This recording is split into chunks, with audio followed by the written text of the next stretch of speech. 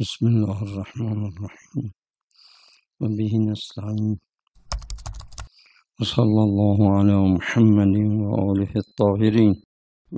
قلبت رو متوجه اون مبدأ بکنی تا از اونجا جذبه و فیضها وارد دلت بشه. خب اگر این کارم بکنی ممکنه که بله این حضور الهی رو دیگه در خودت پیدا کنی، به جوری که دیگه غفلت بره، از دلت غفلت بره. بعد میفرماید این نیاز به ورزش داره. خیلی حرف گنده ای ها. خوب ببینید من عبارت میخونم: خود را در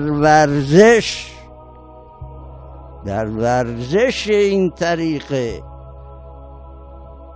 خب ورزش چجوری یک قهرمان کشتی میشه؟ چجوری میتونه حریفش بزنه زمین بشینه روش؟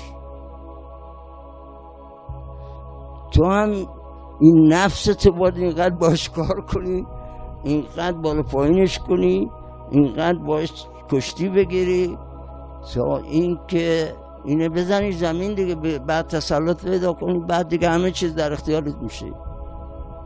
یعنی به جای میرسی که دیگه خودت در قلب خودت میبندی، وام میکنی و میبندی.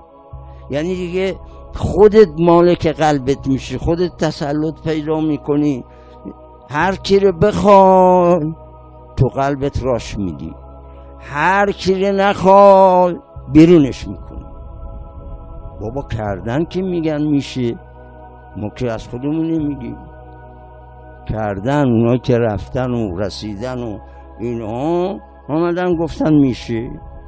همونطوری که چجور شما قهرمان کشتی رو میزنی زمین میشینی روش، همینطور هم میتونی نفست رو اونقدر ریاضت بدی که بشینی روش، هیچ کاری دیگه با تو نداشته باشی، هیچ اذیت و آزاری به تو نکنه.